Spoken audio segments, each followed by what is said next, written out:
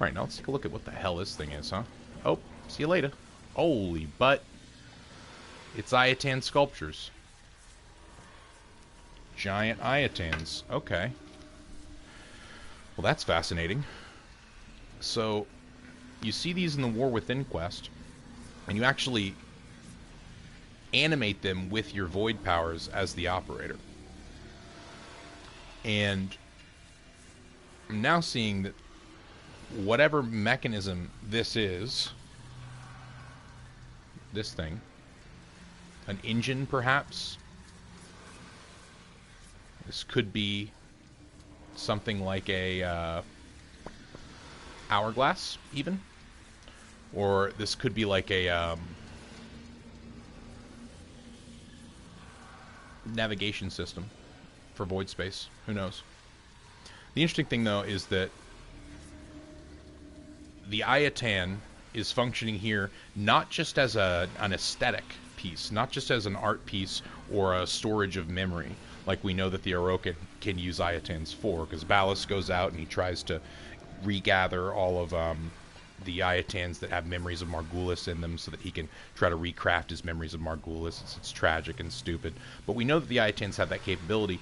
However, we rarely have seen them as use in some sort of engine like this. And so this is actually a pretty big revelation, which is that the Ayatan sculptures that we know, you know, the Pivs and the Anasas and all that, are like simply little trinkets compared to the potential power and energy that this Ayatan technology seems to be able to harness, which is a big thing, I think. I think this deal with the devil, like Orokin using a lot of void tech without fully understanding the void, I think that we're sort of learning about the origins of that intent, which is the intent of the void, the eldritch intent of the man in the wall. Higher standing among Entrati required.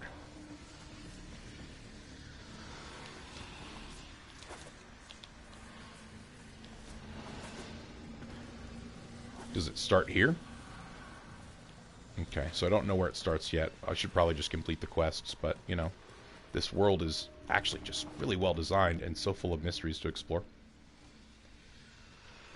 It is not a coincidence that I am wearing the Stalker's Sindana right now. Just a heads up, we're going to talk about that later.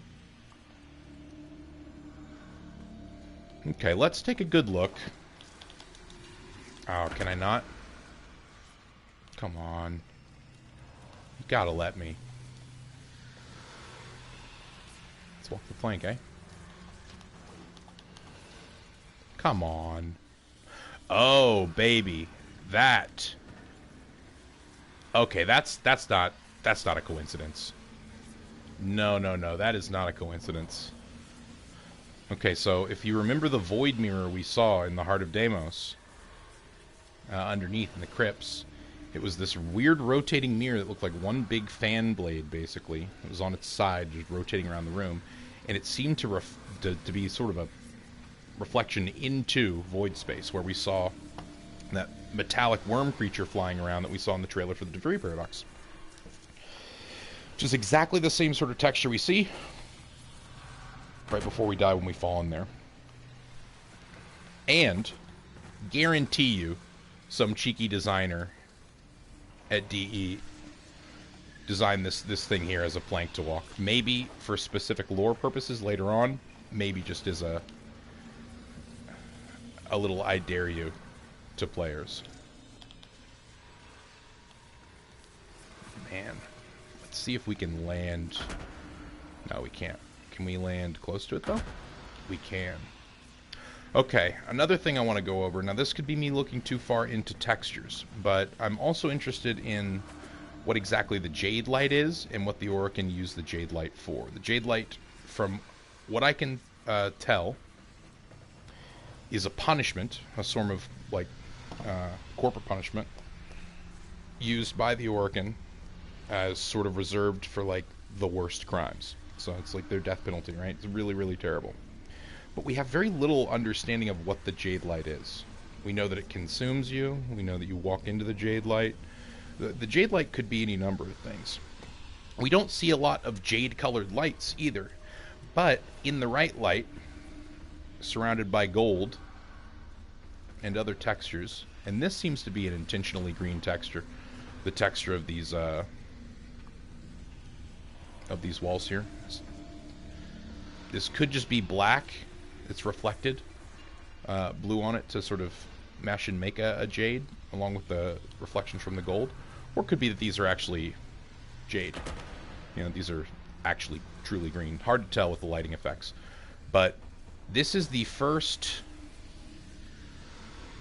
really, like, believable depiction that I've seen in game of something that I could comfortably call the Jade Light. I think it probably references an ejection into void space, some sort of annihilation by having your body ripped apart. Who knows? Let's see if we can. Oh, okay. Take a look at those shapes. Don't those look like the shapes we saw floating in the orbiter? The way that those holes are formed? I'm telling you, what we're looking at is the Deviri Paradox right now. We are looking at the Deviri Paradox map, but they've taken it and they've made it a concave sphere. And we are looking at, like, the inside of the world, only inverted. I'm calling it right now. This is the Deviri Paradox, and we're going to be able to we're going to be able to go between these worlds whenever they do release Deviri Paradox. Okay. Fascinating. I'm really glad I walked into this room. Where are we? And more of these spheres are starting to seem like... Oh, wait a second. You cheeky devs. Holy. There's void space inside of that sphere, too. I'm going to see if I can land on that little, like, floating particle there. Honestly, DE, I just want you to let me be able to land on this floating particle. Nope. Oh, I wish I could air glide in open world hubs. God damn it. There we go. Like, either let me stand on that thing or let me use my codec scanner. There's void space in that ball. Oh my god. I know what this is. I can describe to you what this is. This is a baby black hole. This is a blender, only reversed. This is a vacuum cleaner. This is suction. This is a fan blade that's pulling, that's reprocessing void space. It's like a spindle. It's a spool that's pulling up this thread of void. I guarantee you that is the mechanical. Look at how the textures are moving. That's the mechanical function. It looks like a big Gabriel's horn, a big drain, right? If we imagine it in 3 dimensions. Guarantee you,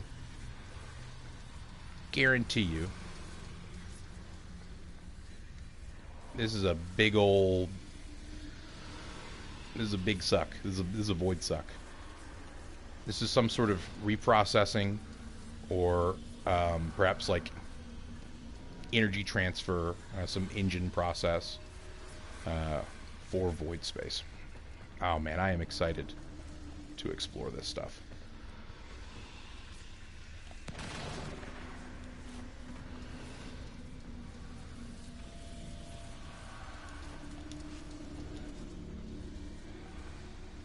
See if there's any voice lines for my operator. Hello.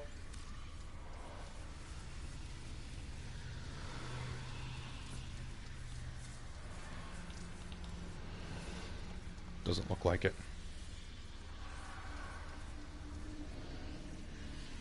Do I get a hey kiddo? If I walk close? Man in the wall? I wonder if we can see the worm like we can in the mirror.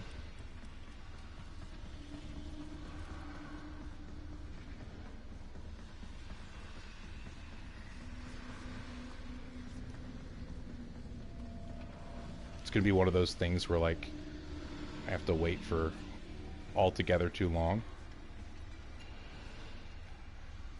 Oh, that's an interesting blue.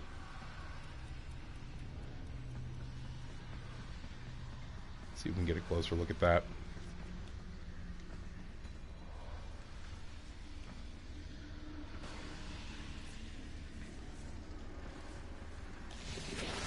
Okay, I think that's enough exploring this for now.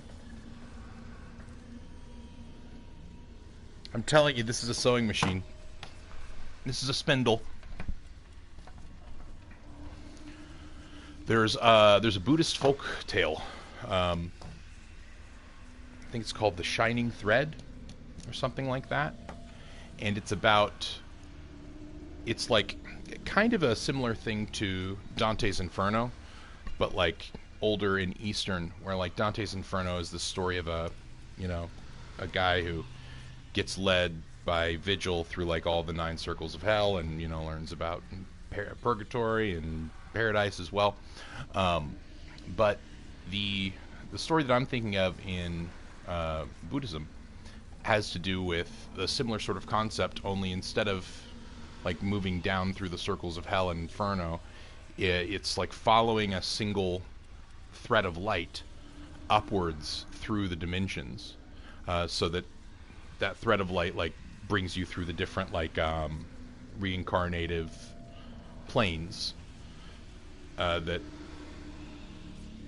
lots of Buddhist structures incorporate.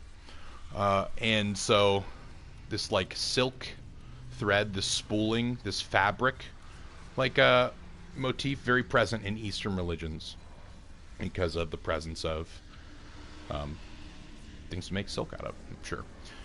So I think that there's a little bit of Eastern lore going on here. I think that this might even be a depiction of that shining Buddhist like thread of light.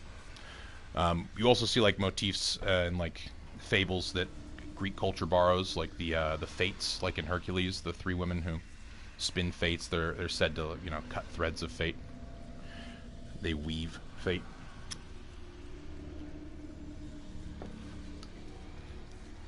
All right, I'm gonna have to clip that. Gonna have to clip that.